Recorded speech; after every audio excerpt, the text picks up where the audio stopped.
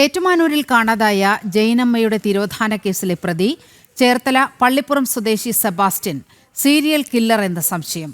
സെബാസ്റ്റ്യന്റെ ഇരയായെന്ന് സംശയിക്കുന്ന സ്ത്രീകളുടെ പട്ടികയിൽ 4ാമതായി ഉൾപ്പെടുത്തിയത് ആർത്തുങ്കൽ സ്വദേശിനി സിന്ധുവിനെയാണ്. ഇതേസമയം സെബാസ്റ്റ്യന്റെ തെളിവെടുപ്പ് നാളെയും തുടരും. ജൈനമ്മ തിരോധാന കേസ് കൊലപാതക കേസ് എന്ന നിലയിലാണ് അന്വേഷിക്കുന്നതെന്നും ജൈനമ്മയുടെ സ്വർണം തിരിച്ചറിഞ്ഞതായും അന്വേഷണ ഉദ്യോഗസ്ഥൻ വ്യക്തമാക്കിയിട്ടുണ്ട്.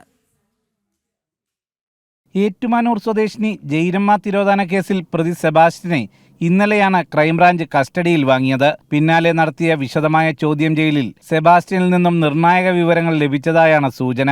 ജൈനമ്മയെ കാണാതായതിന്റെ അടുത്ത ദിവസം സെബാസ്റ്റ്യൻ ചേർത്തല ഡിവൈഎസ്പി ഓഫീസിന് സമീപത്തെ ജുവലറിയിൽ സ്വർണം വിൽക്കാനെത്തിയിരുന്നതായി അന്വേഷണ സംഘം കണ്ടെത്തിയിരുന്നു. ഇതിന്റെ അടിസ്ഥാനത്തിൽ പ്രതിയെ ഡിവൈഎസ്പി ഓഫീസിന് സമീപത്തെ ശ്രീ വെങ്കടേശ്വര ജുവലറിയിലെത്തിച്ച് തെളിവെടുപ്പ് നടത്തി. 41 ഗ്രാം സ്വർണം ജുവലറിയിൽ നിന്നും വീണ്ടെടുത്തു. സ്വർണം പണയം വെച്ച ജോമോൻ കുന്നത്ത് നിധി ലിമിറ്റഡിലും എത്തിച്ച് തെളിവെടുത്തു. ഇവിടെ നിന്നും സ്വർണം നേരത്തെ തന്നെ തിരികെ വാങ്ങിയാണ് ജുവലറിയിൽ വിറ്റത്. സ്വർണം ജൈനമ്മയുടേത് തന്നെയെന്ന് തിരിച്ചറിഞ്ഞതായും ജൈനമ്മ തിരോധാനം കൊലപാതകമായി കണ്ടാണ് അന്വേഷണമെന്നും കേസിന്റെ അന്വേഷണ ചുമതലയുള്ള Kottayam crime branch DYSP Sajan Xavier പറഞ്ഞു.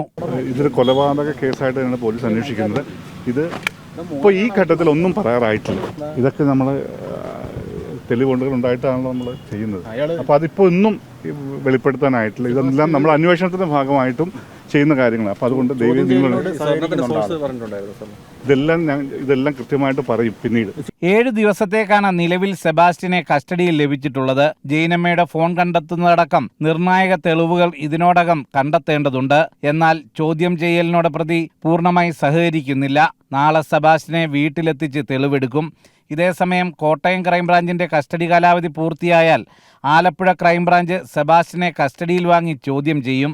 ബിന്ദു പത്മനാഭന് പുറമെ 2012 കാണാതായ ചേർത്തല സ്വദേശിനി ഐഷ, അർത്തുങ്കൽ സ്വദേശിനി സിന്ധു എന്നിവരുടെ തിരോധാനവും ആലപ്പുഴ ക്രൈംബ്രാഞ്ച് അന്വേഷിക്കുന്നുണ്ട്. 2020 സിന്ധുവിനെ കാണാതായത്.